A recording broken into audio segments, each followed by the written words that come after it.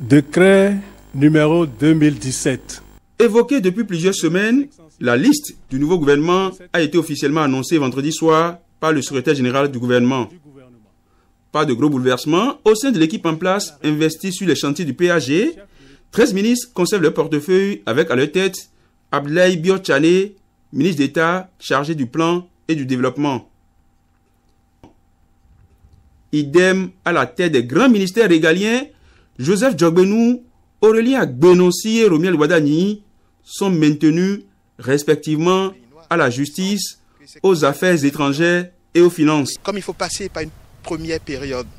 Au chapitre des fidèles, on retrouve également José Didier Tonato au cadre de vie et au développement durable et Dona Jean-Claude Oussou à l'énergie.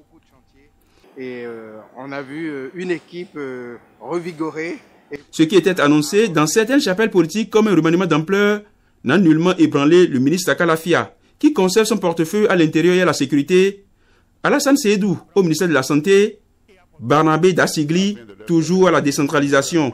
Gouvernement, leur mission. Scénario identique pour Marie-Odile Atanasso, qui a le feu vert du chef de l'État pour poursuivre les réformes à la tête du ministère de l'Enseignement supérieur et de la Recherche scientifique. Très en forme pour lever le combat du développement du pays. Salimane Karimou fait également partie de la nouvelle liste.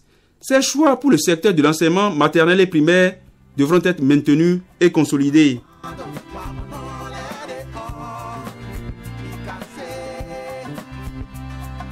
Au ministère du Travail et de la Fonction publique, Ariatou Matisse rempile sans pour autant se préoccuper des affaires sociales qui migrent vers un autre ministère. Le crédit, la retraite. Patrice Talon a aussi renouvelé sa confiance au ministre Oswald Omeki qui se voit confier un super portefeuille. Le Benjamin du gouvernement trône désormais sur le tourisme, les sports et la culture. Excite donc Ange Nkwe qui laisse son portefeuille de la culture, tout comme Lazare Serkweto qui n'a pu être reconduit à l'industrie et au commerce. Je crois que c'est pas comme la rentrée scolaire. Autre départ de taille. Il y a de très grandes réformes qui sont en cours. Celui de Rafiatou Monrou, précédemment l'économie numérique, Lucien Kokou qui quitte l'enseignement secondaire, technique et la formation professionnelle, et Delphin Koundandé qui cède sa place à Gaston Dossoui au ministère de l'Agriculture, de l'Élevage et de la Pêche. Il s'agira à travers des actions structurées et structurantes d'augmenter les productivités, les productions. Gaston Dossoui et Modeste Kérékou ont signé leur retour à une table du Conseil des ministres.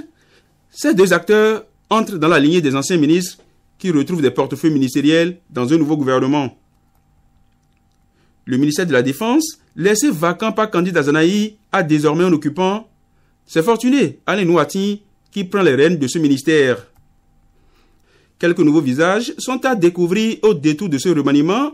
C'est le cas de Cyr Coty aux infrastructures et au transport et de Serge Akissou qui récolte un Marocain, celui de l'industrie et du commerce. Parmi les nouveaux entrants, on peut également citer Samou Seydou à Dambi, à l'eau et les mines, Kakoma Ougnon aux enseignements secondaires, techniques et la formation professionnelle, Aurélie Adam Soulé Zoumarou à l'économie numérique et la communication et Bintou Chabi Adam Taro aux affaires sociales et à la microfinance. Par nos propres efforts internes. Il est à noter aussi le retour du ministre d'État Pascal Irénée Koupaki au secrétariat de la présidence de la République. Ils sont désormais 23 autour du président de la République pour parachever la concrétisation du PAG. À un peu plus d'un an des élections législatives, Patrice Talon a déjoué les pronostics. Pas de figure politique marquante parmi les nouveaux entrants.